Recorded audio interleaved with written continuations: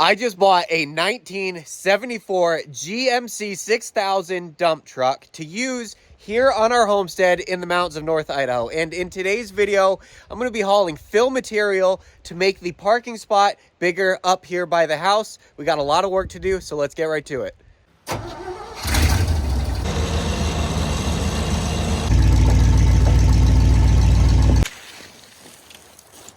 All right, guys. Well, what do you think of the truck? This thing is fresh, guys. 1974 GMC 6000. It's got a 17-foot, kind of like a grain box on the back that dumps. We'll kind of go over this truck here in a little bit. I want to show you what the game plan is for today. Over here by the house, we have just kind of this edge that I have filled up. You know, when we constructed this house, I made this giant landing to build the house on, and then the edge comes out a little bit and it kind of just ends right here. So what we're going to do today is cut some of these trees down and fill up this whole area. We have quite a bit of room that we can work with right here, and we have quite a bit of fill down at the bottom. So I'm going to use the excavator to load the dump truck to dump piles over that edge here. Probably get, I don't know, I'm hoping half a dozen piles up here, drive the excavator up here, push it all over the side, and just slowly work our way out and start to have, you know, a bigger area up here by the house. We have to take those trees out first. There's 1, 2, 3, 4, 5 little kind of scraggly birch trees. So let's get right to that.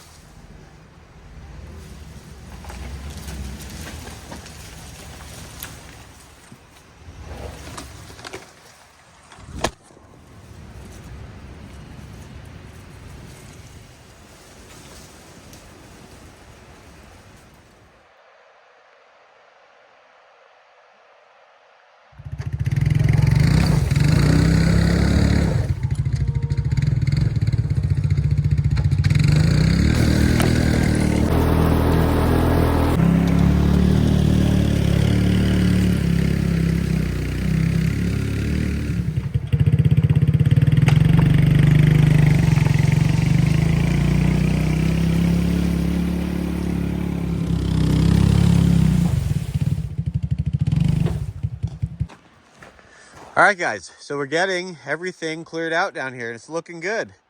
All the stumps are cut down. All this other stuff, I'm just kind of gonna bury it. And I know that's not the best thing to do, but it's not like I'm gonna be putting a foundation or anything like super structural on top of this anytime soon. You know, in a couple years, this will probably all settle down as like all this organic stuff, the trees, the bushes, the stumps, all that stuff will kind of like rot and go away, turn into dirt. And it'll probably like settle itself down just a little bit. So I'm not too worried about it. I think the next step is to get this truck fired up behind me, go down, start running some loads to dump over this edge here.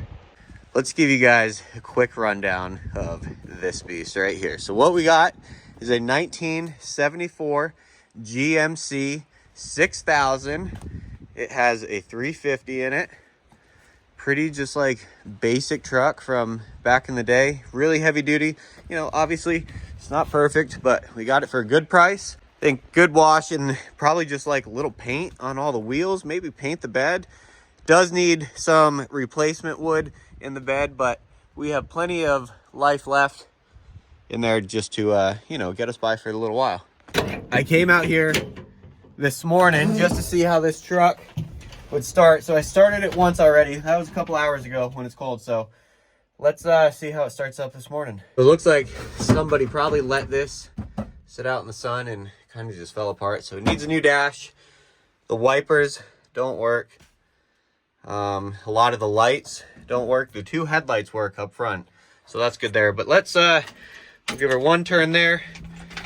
Make sure she's in neutral. This probably, I haven't tried it, this probably will start without pushing the clutch. Give her 2 pumps. Pull the choke over here. Ooh, I hear the fan motor running. Could also be the fuel pump, not sure. Let's see here. Oh, immediately. Oh, I got it choked. Shut the choke off. All right. Look at that.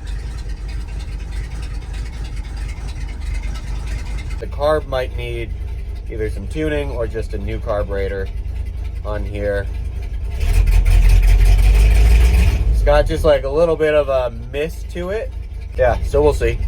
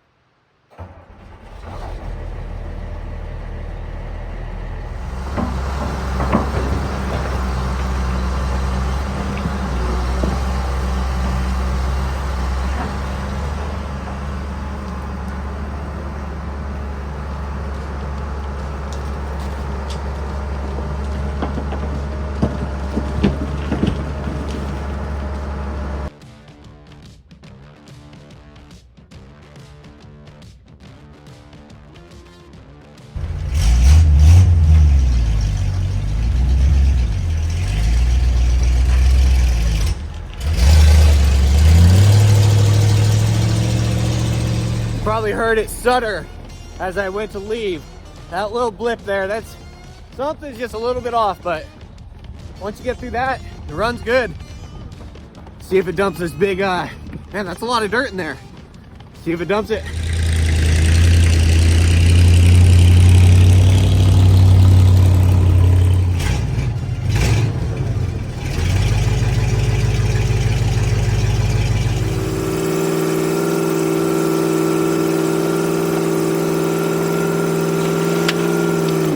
Out perfect. That is, I'm guessing, around 6 yards.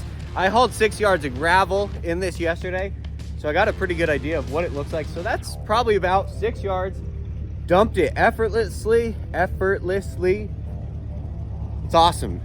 So I think I'm gonna set this up and try to get a bunch up here so we can push it over this edge, and that way we're gonna have like this nice big parking area up here.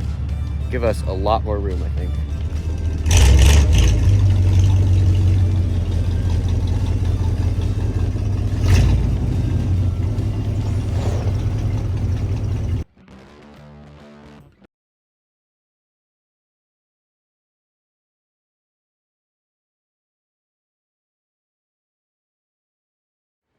All right, everybody, let's shift gears just a little bit.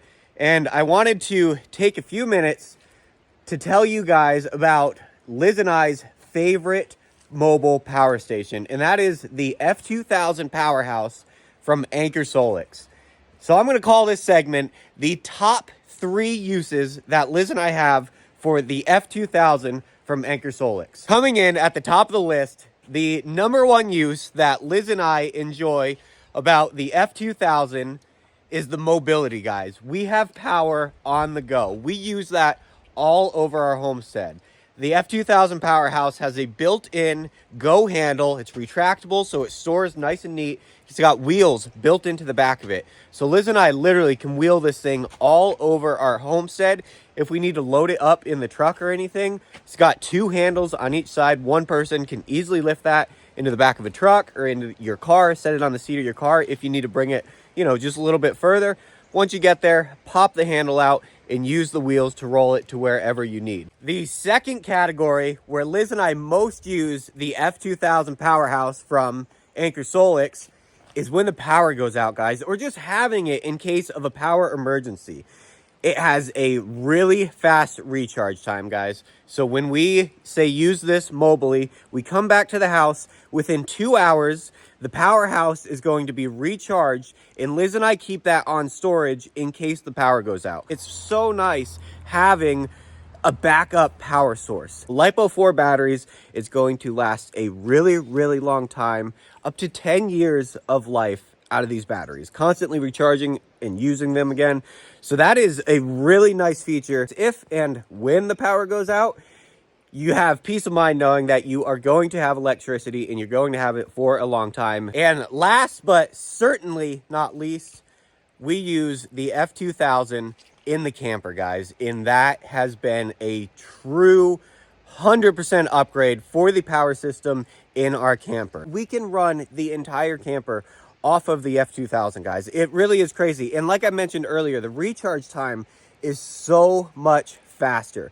Hook it up to our gas generator. Within 2 hours, it is fully recharged, and I'm going to get, man, another 3 days of running every electrical component in the camper with the powerhouse. I only use the DC power in our truck bed camper, but you can use the 30 amp AC outlet to run your newer style RVs and trailers. This product is backed up by a great warranty. No questions asked if anything goes out within the first 5 years, guys. Here is the best part about this entire segment. Anchor Solix is having a Black Friday deal going on right now, guys. Like right now. Click the link down in the description box below and head over to their site and pick yourself up one of these. They have some crazy deals going on. This is our favorite power station that Liz and I actively use in our daily lives, whether that's for mobile power, emergency power, or an awesome camping trip. The F2000 from Anchor Solix is the best power station that we have used. I want to thank Anchor Solix for sponsoring this video as well as videos past. I want to thank you guys for tuning in, and now back to the video. Next morning, did a little work last night after it got dark. Brought the excavator up here and I pushed all these piles over this edge here. So like probably where I'm standing is where the edge was, kind of right in here somewhere. It like tapered out that way. So all this stuff behind me, I pushed over. That's what we gained, I guess. Complete 180 weather-wise. It's pretty nice yesterday. It's cold this morning. About 28 degrees, snowing out. We're gonna do the same thing today. Run more loads up here, dump them over the edge, and make this all nice. She looks a little frozen today.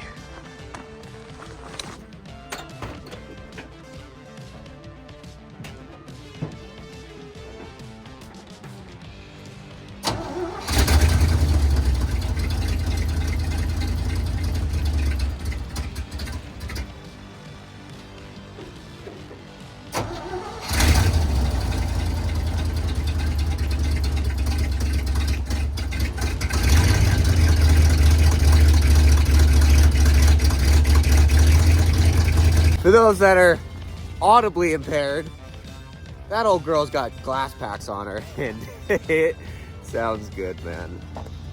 That's a cool truck. A little bit of work, and I think it'll clean up pretty good.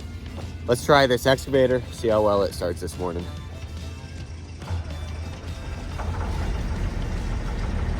Not bad either.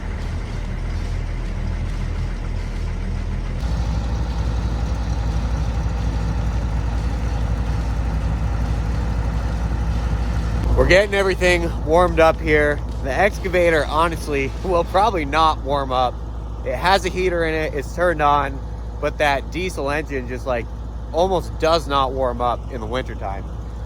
The gasoline engine, the 350 in the dump truck here, will warm up, but the problem is that there's a small list of things that need to be fixed on the dump truck with the blower motor included for the heat. You know, the blower motor that blows the heat, that is included on that list, as well as the lights, the windshield wipers, just a few things.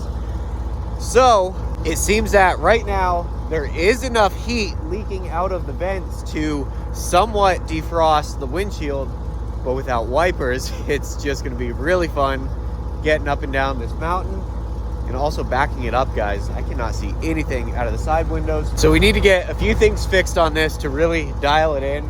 Then it'll be nice. If we can have some heat, that would defrost this entire cab, the wipers, knock all the snow off, so we'll see. But a few more minutes and then we'll get to loading and running loads up the road.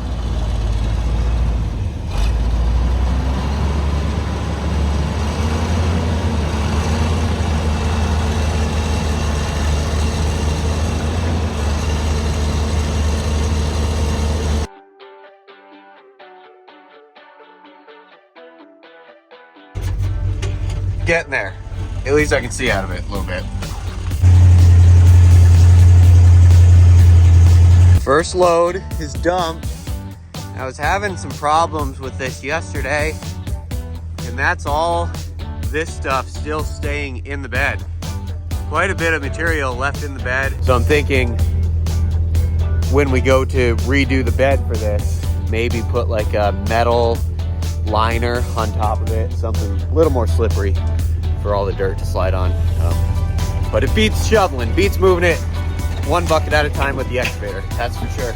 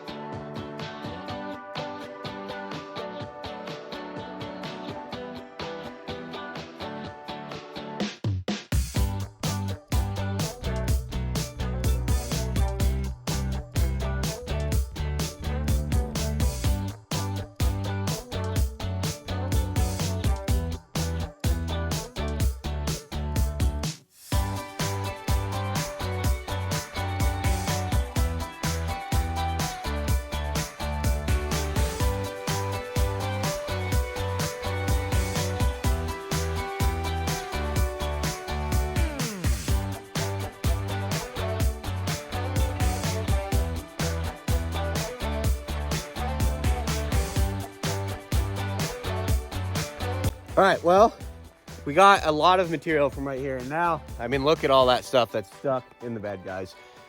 That side is up to the top of the bed rail, so that's like almost 2 feet deep. We got to get this out of here. I'm going to try to scratch it out with the excavator, see if we can't get it out, or put a hole in the bed, which probably is going to be what happens.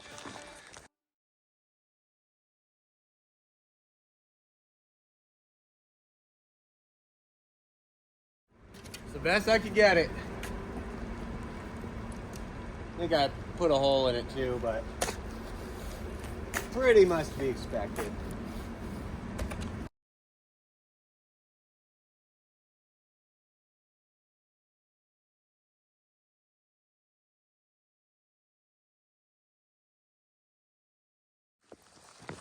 All right, guys, after lunch here, and we got some good piles, decent amount of dirt. It's kind of hard to see with the snow still snowing. It's actually been snowing pretty good for a while now. So we're gonna push this dirt over this edge, fill up this area, you know, kind of make it all flat. I want it lower than all the other grade because after we get all this done, maybe tomorrow we're gonna haul some gravel to cover everything and make it all nice. So we want this just a little bit lower, and then that top little bit will be gravel. So yeah, let's get to it.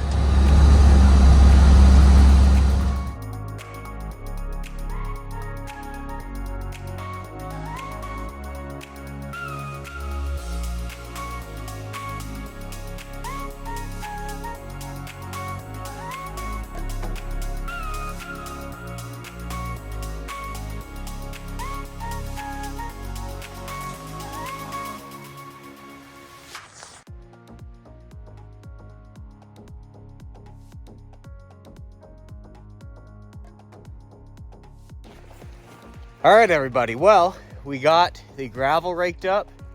Let me show you how big this new area got. This is a lot more room than what we had before. All right. Wow, I have to keep backing up to get it. It's a big spot. So we moved quite a few yards of dirt. I would guess we probably just moved 60 yards of dirt, and we filled up a lot of space, guys, maybe even more than 60 yards. Once we start to get over this edge, the next little plateau where the dirt is being caught, that is a big drop from here all the way down to there, guys. We're talking about, man, almost 8 feet. So we were really using material just to keep our elevation. So unfortunately, we did not gain as much length as I was hoping for. We still gained quite a bit though, guys. That's a lot of area. That's cool. So, obviously this is gonna settle down a little bit. We're probably gonna lose a bit of this edge over the winter. It's not worth me doing a bunch to this edge, as long as we have plans next summer to add even more, which I'd like to. We got the room, just 10 more feet out would give us so much more area, so much more space here around the house. So I would say this is like an ongoing project, but this is sweet. Right before winter, we got, I would say, half of this done, and that is all of the fill that I have right now, guys. We excavated all of that material. So that is all of the dirt that I have, to waste, to use somewhere, to fill. So that's gone. Now I think our next step in this project is going to be to get gravel.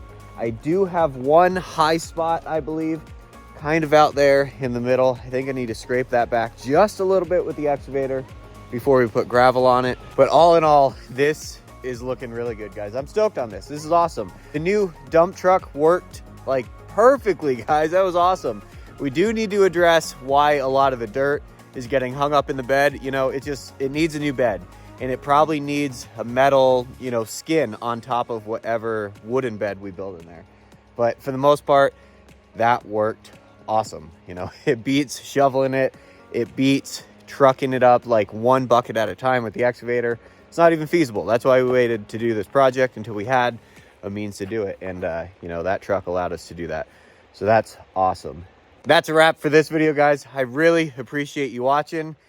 If you haven't already, please consider subscribing down below. We have a lot more projects to do, even as the snow flies. So we'll catch you in the next one.